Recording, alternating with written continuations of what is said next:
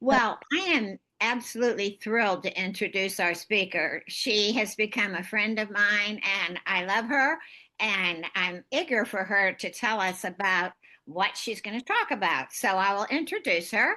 Her name is Sue Eldredge. She joined the Villages of San Mateo County as the executive director 3.5 years ago. Her experience caring for her aging parents drew her into this work. Her career has been delegated to public service in the nonprofit and philanthropic sectors. She founded and led the first youth development field building organization in the Bay Area, focused on improving the quality and impact of youth programs in low income school and community settings. Sue, as the executive director of the Villages of San Mateo County, is leading the organization into its second decade of supporting older adults in San Mateo County to age in place with dignity, confidence, and support. Villagers belong to a vibrant community led by older adults and intergenerational volunteers, reimagining aging through connection, purpose, shared exploration, and mutual support. I am thrilled to welcome you, Sue. So here we are, Sue Eldredge. Great. Thanks. It's so good to be with all of you, and I really appreciate the time to tell you about our work at Villages of San Mateo County. I'm going to share my screen. Those of you that were on early will cross our fingers that once I share it, I can get it into the right. There we go. We got it, huh? Okay. So what I propose to do is sort of walk you through a presentation. It's about 20 minutes long, but I welcome any of you. Sorry, somebody, it's a little background. Okay, but welcome any questions along the way. And then we should have time at the end for questions, but don't hesitate. Sometimes something comes up and ask in the moment. So Sally's introduction of me covers a lot of these, not the first few slides, but Villages of San Mateo County is creating a vibrant community for older adults in our community to age together better, reimagining aging through the connection of the community, a sense of purpose, opportunities for shared exploration, mutual respect and support. So people often think we're a place to live, a village, but in fact, we're a virtual village. So our focus is helping older adults continue to maintain their independence in their homes that they love while staying active and connected. Now, okay, sorry, I'm just getting synced to drive this.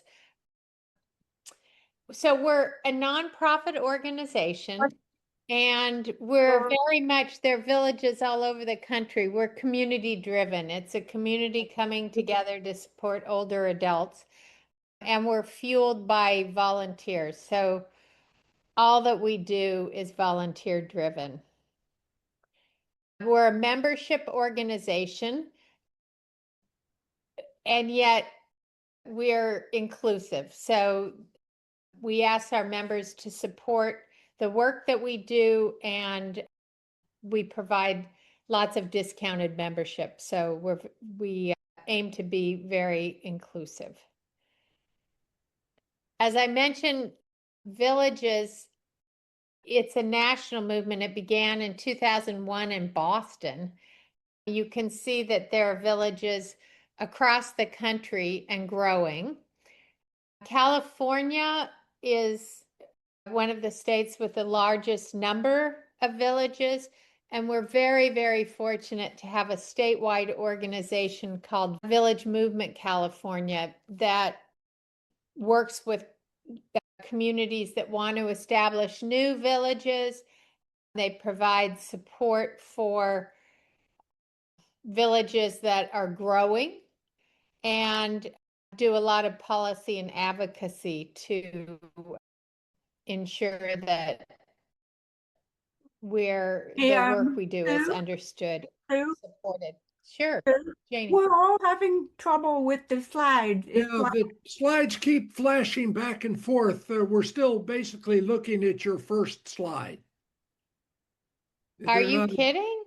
they just advance and it immediately Do you flips. see the title slide?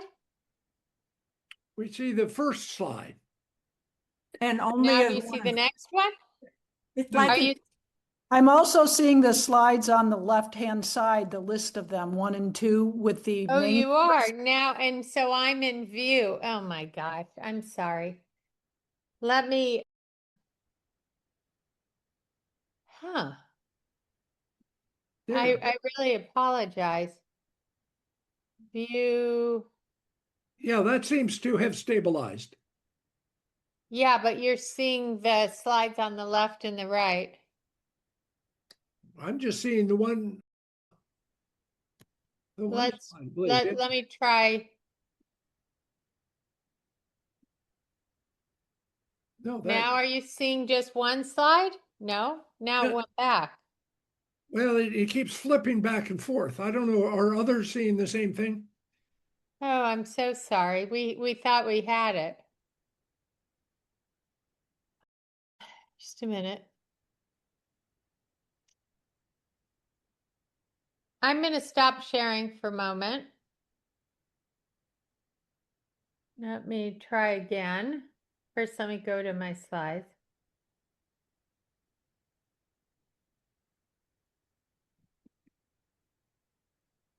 Huh. All right, hold on.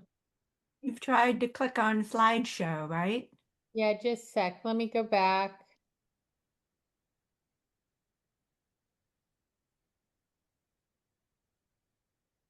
Share.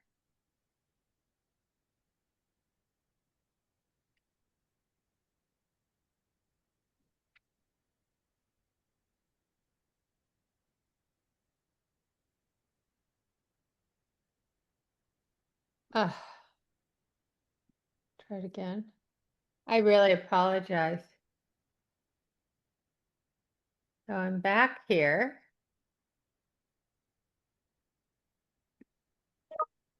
I'm in slideshow. And I've got to get back to Zoom. See, when I go to Zoom, it takes me out of that. Let's try one more time. I wonder if we should try not having our faces show up. Maybe we have too much. No, that's not it. Let Okay. me try one more time. Now are you seeing the, it flips back. Now are you seeing just one slide? Yes. Okay, so here we go. Yeah. Now it looks Cross good. our fingers. Okay. So I had mentioned that we're community driven and all we do is fueled by volunteers. We're a membership organization that's with no barriers of cost to join. National movement. And I think it was Sally, somebody asked if you're interested in knowing about villages elsewhere in California. That question always comes up. The last slide will point you to Village Movement California's website, and you can search for villages elsewhere in California. Okay. San Mateo County is one of the counties that has the largest number of villages. Villages of San Mateo County includes Sequoia Village, Mid-Peninsula Village, and a coastside village. We work very closely with Foster City Village, there's a village up in Brisbane that's very small but connected. And then in Palo Alto, there's Avenidas. So are we still good with the slides? Yes. Good. Okay. So Sequoia Village was our first village that was founded in 2015. It serves Redwood City north through Belmont and has 174 members. Mid-Penn is, you can see San Mateo through Burlingame with 95 members. They've also been growing in Millbrae and San Bruno. And then Village of the Coastside is our smallest village, but growing pretty dramatically recently with an extension up into Pacifica. We've got a group of Pacificans that are very eager to grow the Village of the Coastside north. So why the need in San Mateo County?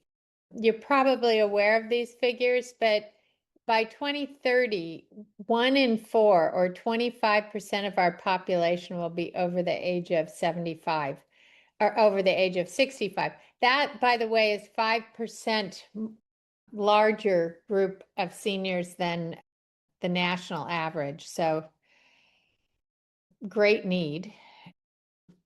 We're living longer as we age. And so there's a great need for many different ways for communities to work with families to support older adults. 1 in 3 older adults lives alone. That's a pretty startling figure, and half of those over 85 live alone. There was an AARP survey in 2010, but more recent surveys bear out the same kind of desire of older people to remain in their homes. We don't want to move if we can avoid it. And so villages are one response to helping people age in place. San Mateo County was the first county in the nation to declare loneliness and social isolation as a health crisis. So 1 in 3 older adults report that they really lack supportive connections. So our county in particular is paying a lot of attention to putting in place both funding resources, but strategies to really strengthen community and lessen that isolation and loneliness. This is a slide. I didn't have time to pull our recent slide in, so I'm going to update it for you. As of the end of this year, we have almost 350 members, 346. Every year we grow about 10 to 15%. Our volunteers have been growing dramatically, and we now have 418 volunteers. So a lot of organizations say they're volunteer driven, but we really are. I mean, it's not just a few people giving. And many of our members are volunteers. Many of our volunteers are members. We're one big community. The average age of our members is almost 83. That's, I mean, we're really meeting the needs of older folks as they age into needing more support. About 3/4 of our members are female and another quarter male. We're recruiting like crazy. We'd love to see more of a balance. So our focus is on connection, and all that we do breeds connection. We have increased the social events and ways we bring our community together by over 50% this last year, and that will continue. So we have speakers gatherings, all sorts of topics, health and aging, arts, current events, sing-alongs, local artists, you name it. It really, the interests of our members drive the speakers gatherings. Monthly excursions. Folks love our excursions to theaters. We just went up to Grace Cathedral around the holidays to see the ARA presentation at night. Points of local interest. Lots of gatherings over meals, lunches, dinners, happy hours. One of the things we've introduced in the last 2 years that people love are quarterly afternoon music. It's almost always jazz and sort of wine and hors d'oeuvres. We just had something at Skyway before the holidays, and we had over 80 people attend. So lots of ways to come together. Walks, monthly walks. So we have walks and hikes at all different kind of levels of ability. The monthly walks anybody can participate in, and then we have a hiking group that is a little more ambitious, and growing hiking over on the coast.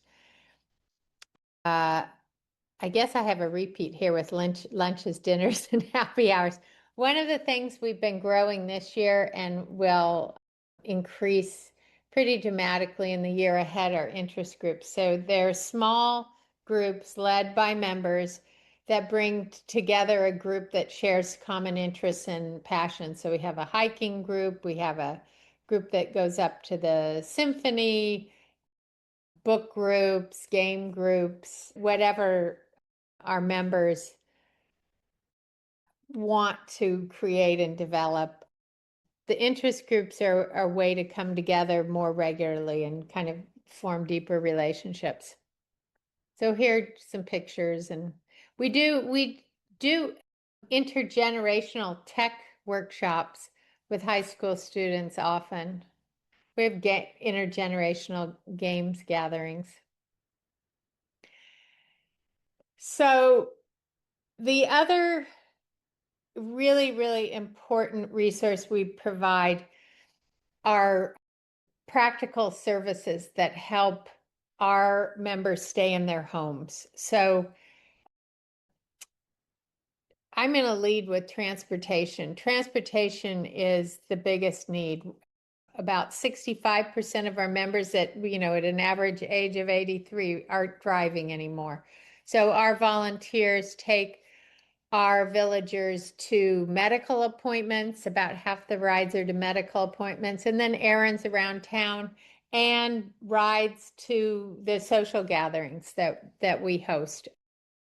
So transportation is critical. Home safety evaluations, we've really been, when somebody joins, we do a home safety evaluation if wanted, but we're really pushing to do those more regularly. So not only looking for fall prevention, one of the biggest risks, of course, is falls, but basic home maintenance too. And so followed up with the safety evaluations, we have grant resources to put in grab bars and ramps and the kinds of things that are critical to preventing falls.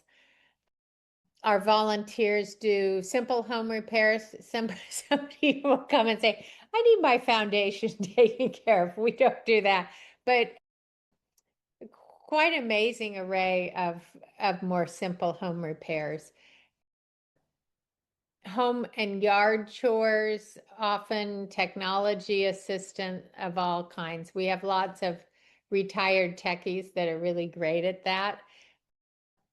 More and more, we're promoting friendly visits. We've always done that, but again, with so many people living alone, we have volunteers or other members that come visit other members, usually on a weekly basis. Sometimes it's a call, but mostly it's in person. So there are other things that aren't here, but basically our volunteers are at the ready to support our members. I when I said that all we do is about connection and relationship, each of these practical support resources is also an opportunity to connect with our volunteers. And it's very typical that a volunteer gets to know a member and then keeps on visiting or is there whenever they have a home improvement need. So really great friendships blossom out of this. And in fact, a year ago, we surveyed our members and they told us that as much as the practical supports were important, they valued just the connection with our volunteers when they come to help. This gives you a sense of the volume of and distribution of the practical support we provide. I was talking about all the supports that our volunteers provide for our members, but our volunteers also keep the organization running. We have an office team, which is like our central nervous system. When somebody needs something, they call the office. So everything we do is volunteer fueled. Bob DeFranco led our group of handy people. Just put in a railing. We really promote intergenerational connections. So lots of times our volunteers have their sons and daughters helping. To give you a sense of the scale, we're just going to get our 2025 numbers, but in 2024, our volunteers gave almost 17,000 hours of support. I mean, that's making our social events happen and all those practical supports, which is equivalent of 8 full-time staff people. So when I was brought in, we were all volunteer run before I joined. And so we've been building just a very teeny core staff team of 3. We're more than 3 people, but part-time. And we leverage all the resources that and time and generosity that our volunteers bring to our work. All of our volunteers get training and background checks, and I'm proud to say we've never had any issues at all. So anyway, there we go. All nonprofits do their best when they're connected to other nonprofits in the community. And so we have a whole network of over 30 partners. We're most proud of being a founding entity for the medical equipment loan program here serving San Mateo County. If you don't know about it, they're fantastic.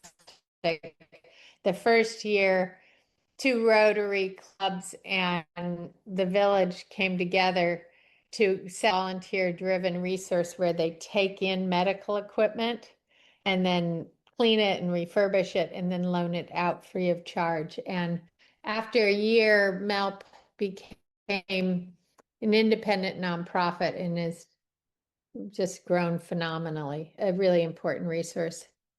Here are a list of some of the other folks we work really closely with, as you can imagine. So our partnerships are both serve for us to be able to make referrals to other organizations that provide important resources, and then those partners often refer people to our villages. I want to back up for 1 second. In this last year, we've been doing a whole lot more to develop resources for our members to anticipate and navigate aging transitions. So we don't lead with this in bringing people in, but as our members age with us, there are lots of opportunities for education. So health education, it might be fall prevention, it might be hearing, it might be memory loss, many different kinds of educational resources. We've just started something called Village Conversations. And that not only brings someone in to talk about a particular area of concern, but taps our village community so that members can share their lived experiences and then come together and just talk about issues. So last February, we launched Village Conversations that were focused on thinking about what happens when your care needs grow beyond what the village and your family can support. So what are options for senior living, for in-home care? What does finances look like? So those village conversations are really helpful because we're often touching on topics that are scary and fearful, and we're all going to be in a better place if we anticipate or think about what might happen and how we want to navigate that. We also have, again, volunteer-led, this phenomenal group we call the Care Resource Team. So we're lucky to have 2 or 3 folks that have worked in the gerontology field for a long time, folks from the health field. And when we have members that go through a life transition that's difficult, that Care Resource Team reaches out to them. So examples are a health diagnosis that's really puts you in a different place, losing a spouse, a fall. So it can be more situational kinds of transitions or longer term transitions. So that care team comes in, makes sure that all of our village resources are wrapped around that person, reaches out to family and social support networks already in place, so we're partnered with them, and then also makes referrals to community resources that they may not know about that they can make use of. So this growing focus on support for aging transitions is something we're feeling very proud of. We've always done it. We're now formalizing it and expanding it. And you can imagine with the age of our members, that's a really important thing. Okay, so people always want to know what it costs to be a member. We have both social memberships and regular memberships. I just want to reinforce, though, that being able to pay for a membership is not a barrier to joining. We have grants that support discounted memberships, to full discounted often memberships. So you can see what we have here in terms of $50 a month for the support services and social, and then $25 for social. Sally. Oh, Sally, I think you're muted. I was just going to say, when I joined before COVID, so what, 7 years or so ago, it was $60 a month. So I expected it to be higher, not lower. And that's awesome. Oh, you know what? This is not right. This is so funny. I'm sorry. I borrowed it. It is $60 a month for an individual. Okay. Well, still. I'm sorry. Somebody used this slide deck. Yeah, well, you haven't gone up as opposed to. No, we have not changed. We have not changed our membership fees since we began over 10 years ago. We don't expect to either. We are, as we have the small staff team, which is also kind of it's sustainability, right? We have these founders that gave mightily, and they're aging and they're stepping back. So the organization is kind of the anchor for sustainability through time, but paying staff comes with a cost. So about a third, I guess I have a slide here coming up, but about a third of our income now comes from individual donations, and many of those are from members and volunteers. I What's need, the rest- I need to get after this slide deck. No, David, sorry. Sue, Yeah, where does the rest of the costs come from? here we go. So our membership dues pay for about 30% of our costs. It's probably closer to 25 this year with growth. We get donations, individual donations, and that's been increasing. That's about a third, 35% maybe this year. And then grants. You would think that there'd be more grant funding available, but it's pretty meager. Most of our grants come from health organizations. There are 2 healthcare districts, Kaiser, Palo Alto Medical Foundation, but they're pretty small, 15,000, 10,000, 15,000, 20,000. So yeah, so and our income looks a lot like a typical village. So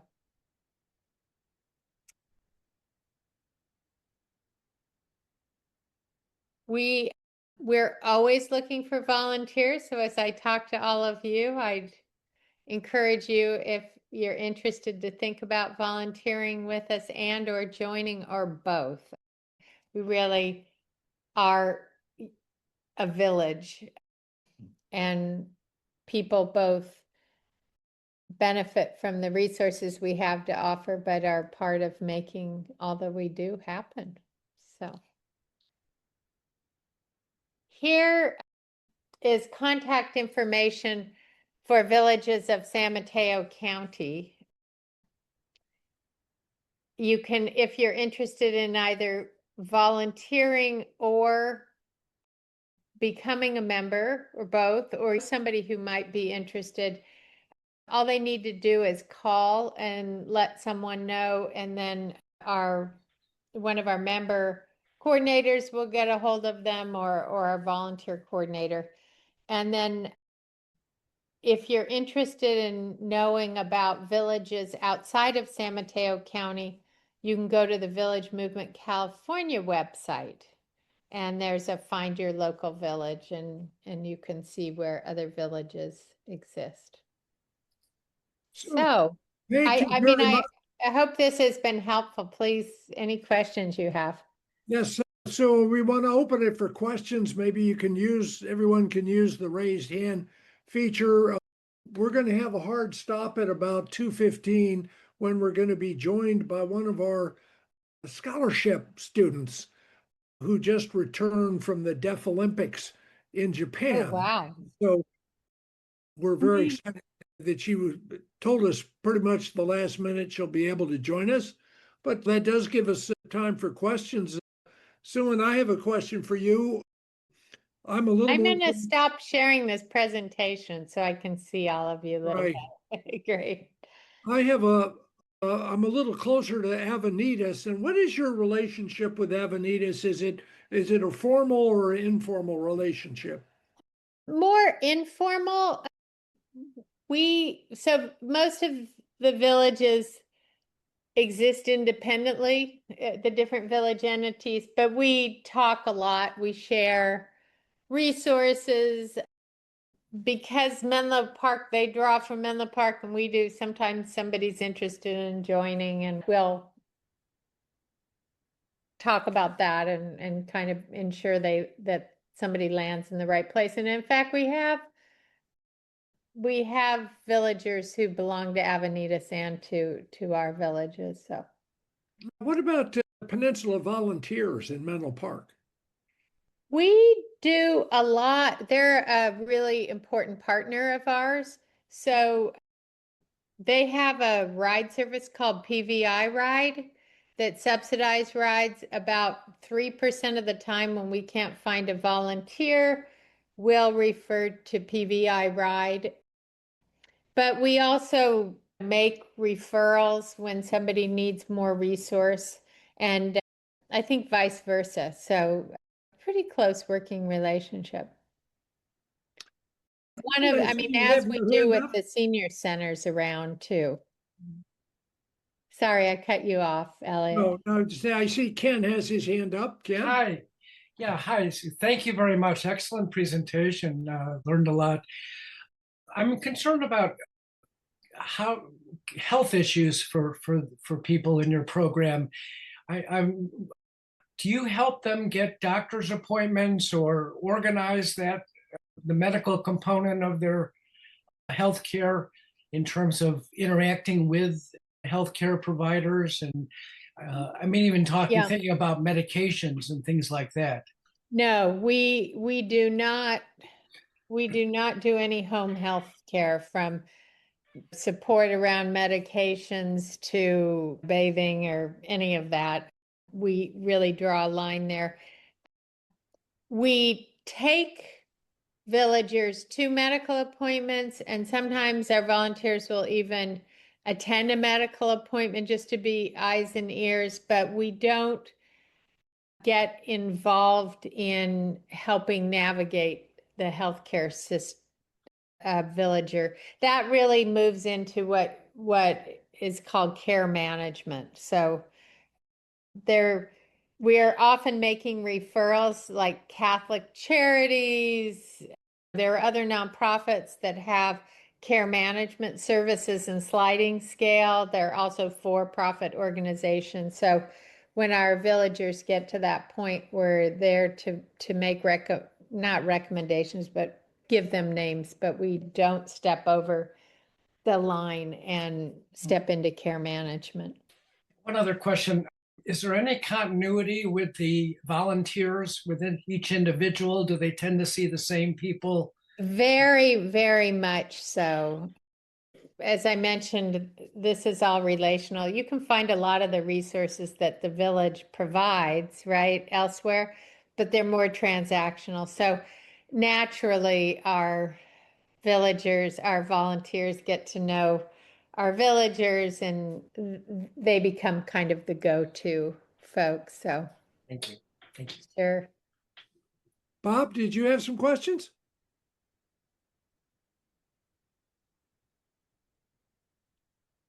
Bob, you're muted.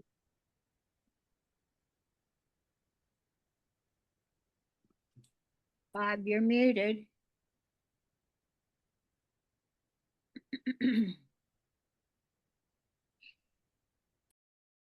I was on the Commission of Disabilities until last year. And at one of the few meetings that I was really interested in at the end was the Waymo people wanted to meet and talk about what their services would be to disabled people. Interesting. So the Waymo is driverless, right? Mm-hmm. And they're setting up to start providing services. But if you're fully disabled, their plan, I mean, if you're disabled so that somebody has to take care of you or that sort of thing, they will have disabled vehicles, but it comes with a driver. The Oh, that's driver is one. I there- haven't heard that. That's great. Yeah, the driver is there to assist and help people get in and that sort of thing. And if you have a caregiver who needs to go to the doctor with you and you're that disabled, that there's no charge. There's no charge for the caregiver. There's no charge for the disabled person. That's terrific. Is that something that's now available, or? No, Yeah. So they're not. one of the things I should have said when I talked about our transportation services, villages are very unique in that we are not curb to curb, but we're door to door. So even with a PVI ride, many of the discounted senior services or transportation, in order to use them, you have to get out to the curb. And Yeah. they drop you off at the curb and you got to get to the doctor's office, wherever. Our volunteers will go to the door and assist somebody if they're in a wheelchair or with a walker, get them into into the vehicle, and then on the other end, get them into an appointment or wherever they might need to go. So that's something that's pretty unique with the villages. Yeah. Yeah, I just, But I love hearing about Waymo moving to do that. It's so yeah. important. So I learned about this way back in June of 2025, shortly Wow. before I turned out, and that it could change. But it was really interesting when, because they approached us about talking to us Yeah, about that's great. services for the disabled. And the other thing that came with that was that they thought they could do this, Uh-huh. and they would have just some vehicles that are just to do that. Mm-hmm. It's interesting. I'm just thinking about the liability side. I imagine it gets a little more complicated than. Yeah. I really admired the staff. Mm-hmm. They had a very energetic group of women Mm-hmm. that were running this thing. Right. Yeah. I mean, talking about getting Waymo up for the whole peninsula and down to San Jose and all that sort of stuff. Right. But this was their plan. They thought they could do it. Well, I hope they do. I mean, it would be an incredible resource. Transportation's when we look at the needs and you rank them and you talk to older people, and transportation is always Yeah. high, the top few Yeah. on that list of needs. So it's great. So as Waymo gets going, you may want to talk to them. Yeah, I'm going to have our volunteer person that supports all of our drivers reach out Okay. and find out. That's Yeah. great. Ken, you have another question? Yes. Can you say a little more about your nutritional services? And I saw Meals on Wheels, but how do you support them cooking, let's say, in their own residence, or most of them using outside sources to bring in food? Sure. We have a partnership with Meals on Wheels. So we have some of our volunteers that actually deliver Meals on Wheels a couple days a week, and we'll make referrals for our members to Meals on Wheels as a resource.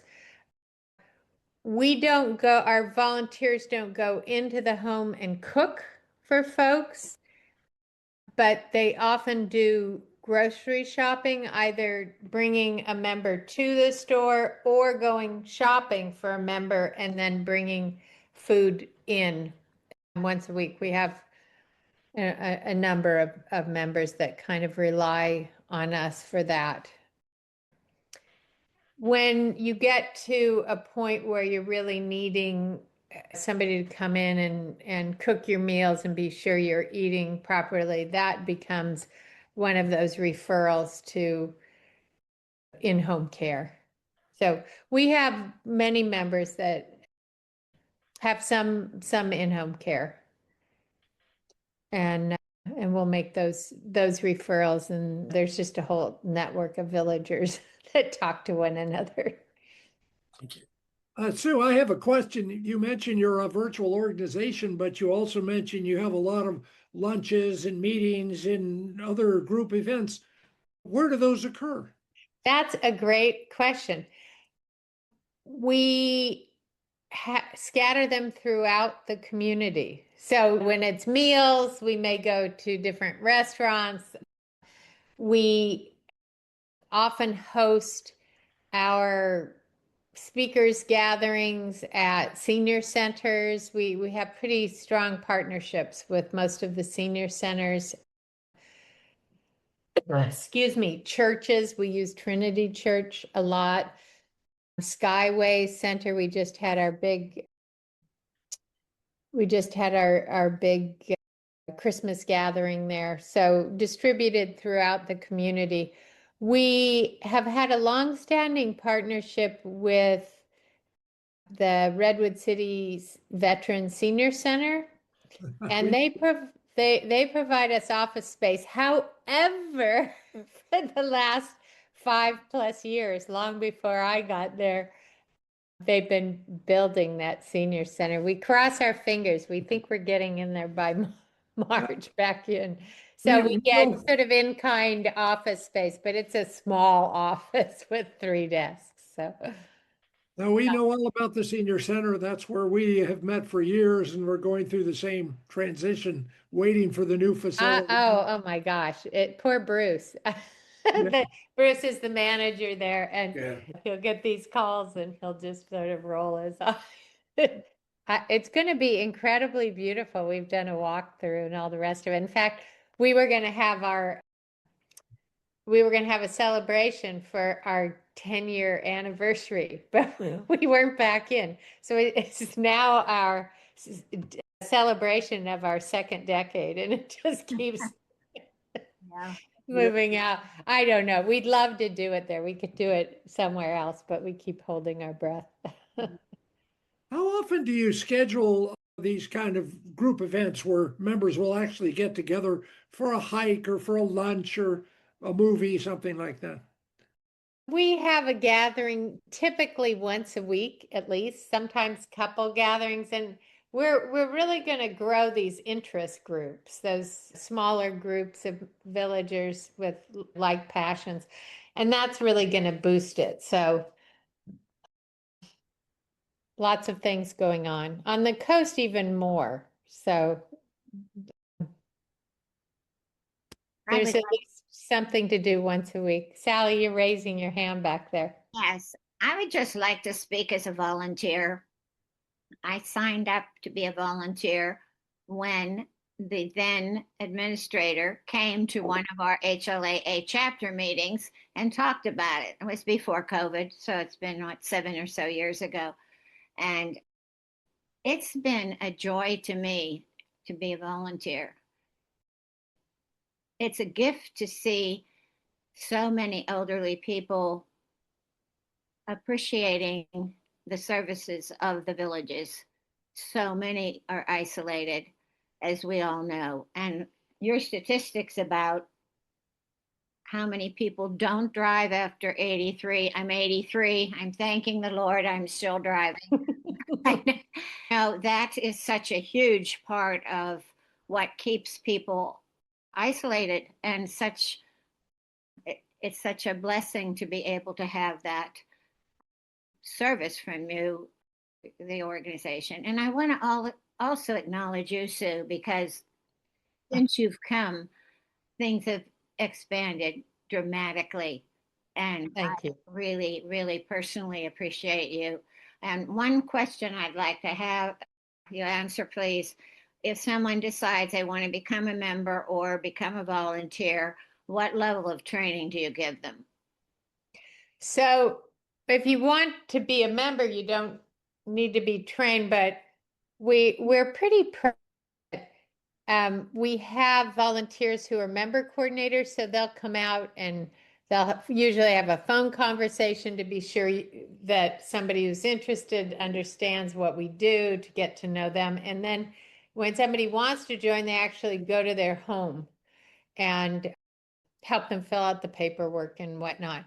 For volunteers, and again, a member can be a volunteer. So you go through a 2-hour orientation that it introduces you to the village, the organization, but also to all the different ways you might volunteer. And then some of the boundary issues and sort of basics. And once you've gotten that 2-hour orientation, you then decide to join. You fill out some paperwork, not very onerous. And we do a background check on all of our volunteers. If you're driving, we get some insurance and driving information, but nothing terribly involved. And then you're out on your own. Our villages reach out to new volunteers to be sure that those volunteers feel connected. Volunteers are invited to all of our social gatherings. These are really village events, so they get plugged in kind of to the larger village community.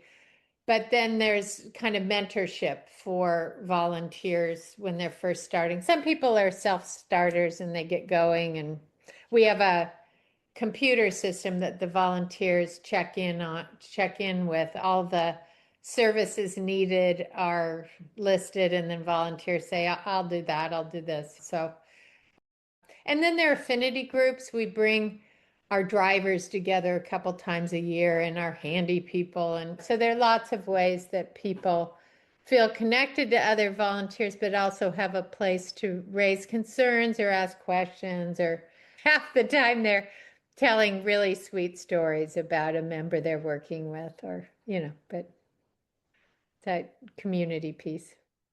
Well, Sue, we really appreciate the time you've taken today to present to us. No, I think it's fascinating. I'm sitting, do I want to be a member or a volunteer? Or maybe you could be both. Be both. I think what you do for people, particularly that are trying to age in place, it's a topic that many of us are kind of wrestling with. And what you do for those folks is very valuable. Well, thank you. Please tell others too about. We really appreciate your joining us today. And I see in our participant list, we have standing by, and Good. I'm going to give a brief introduction. I'm going to say goodbye to everyone. Thank you for having me. Okay, thank you. There she is.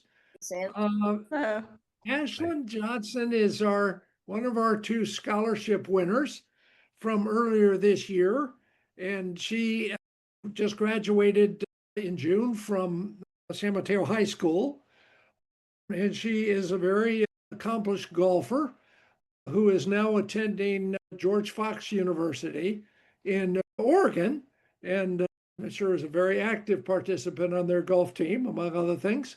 And she has just returned from the Deaf Olympics in Japan. And Ashlyn, we're delighted that you're able to join us today. It's kind of open-ended. You could tell us as much or as little as you want, but we just like to hear a little update on how things are going at George Fox University, and then, of course, your experience in Japan. Thank you guys for having me. It's great being here with you guys, and George Fox has been awesome so far.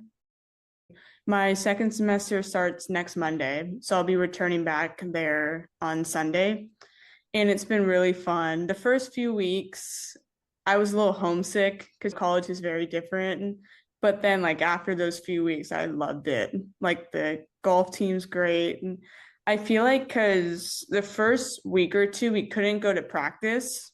We had to settle in and move in, get used to the campus. But then I love my golf team. They're great.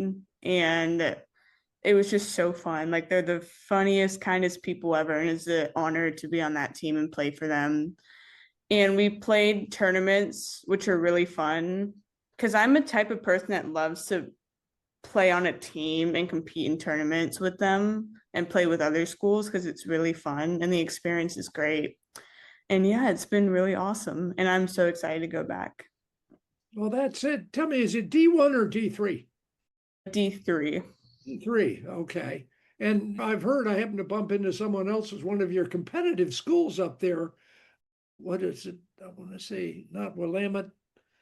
Anyway, your golf team has quite a reputation. As a very good golf team. And oh, by the way, I forgot to mention that Ashlyn is a graduate of Weingarten Academy.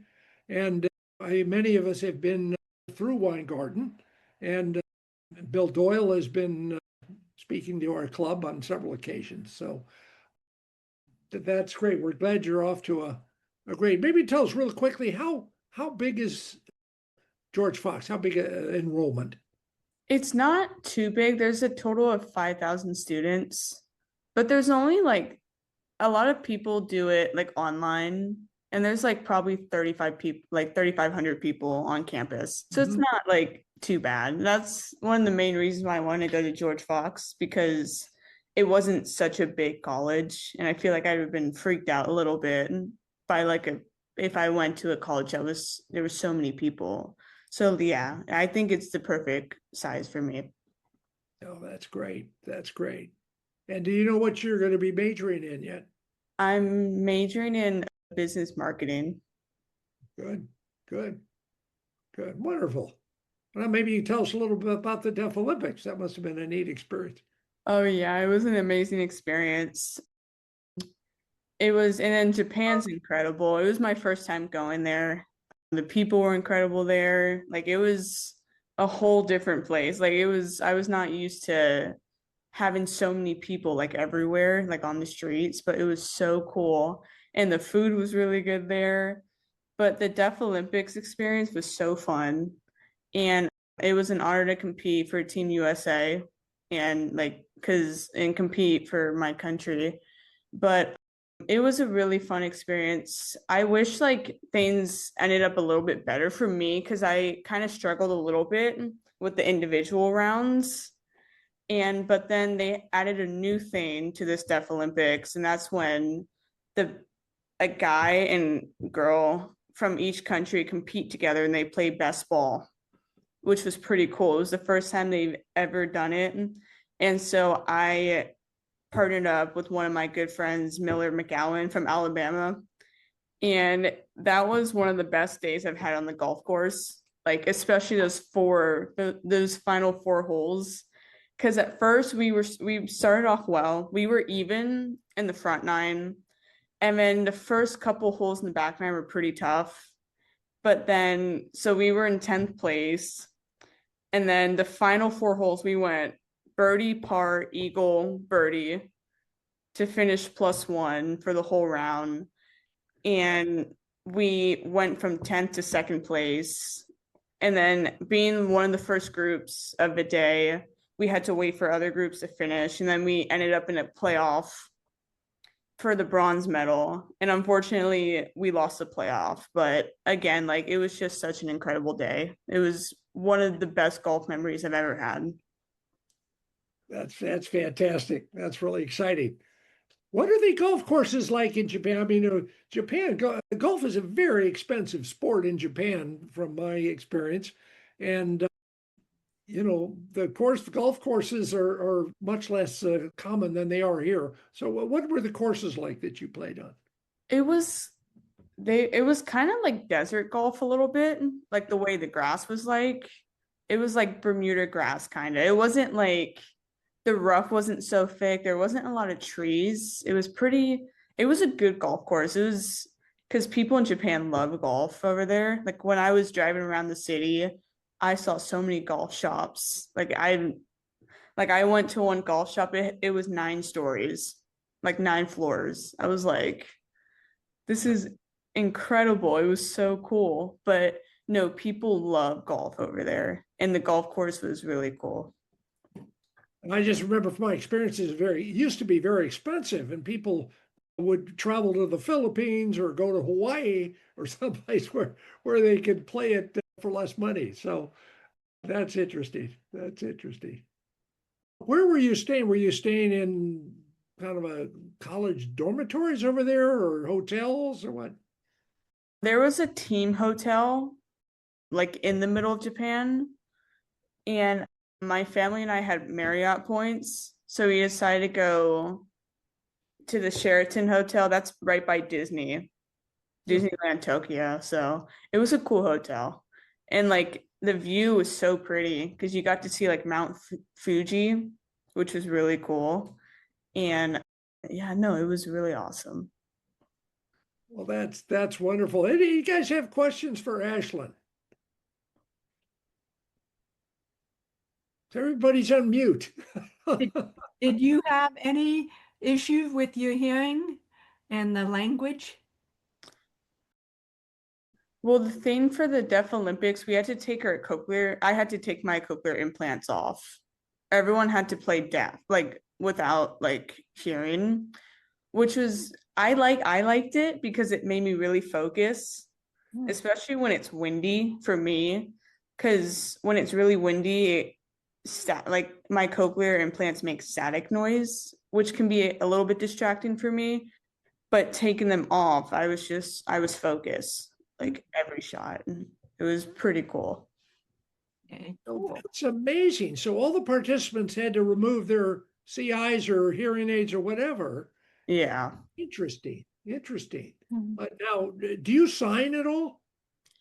I sign a little bit. I used to sign a lot when I was younger, but then as I got cochlear implants, I just started speaking and then kind of forgot about my sign language. But then my sophomore year of high school, I took an ASL class, which was pretty cool. So I got to like remember, like, it was like muscle memory, like knowing some signs. But yeah.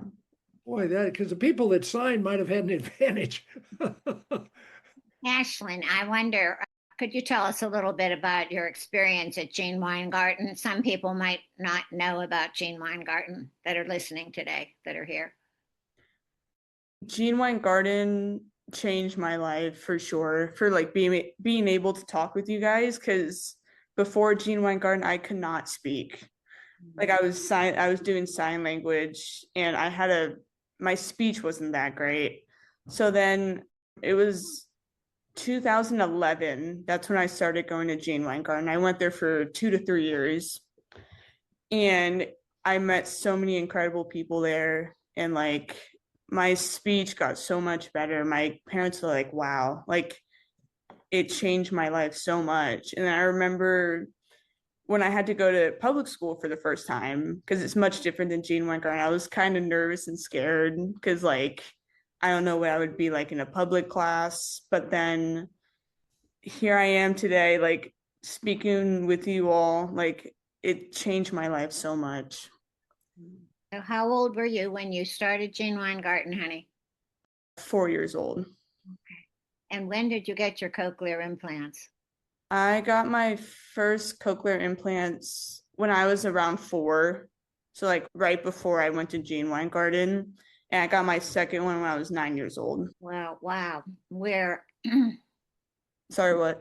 we're really impressed with Gene Weingarten's program. As Elliot said, we've had tours there for a couple of years, more than a couple of years actually, and we love going there.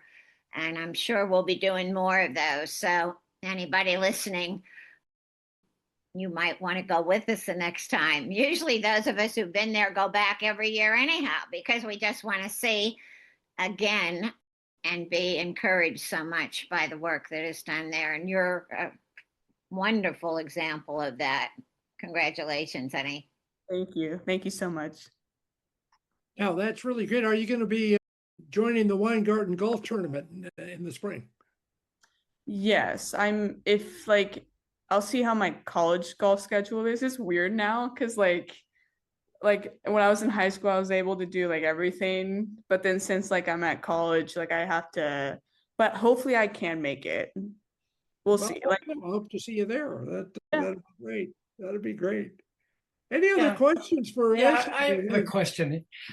I'm just interested in what the differences are between playing golf when you're deaf, there's no auditory input at all, versus with your cochlear implants.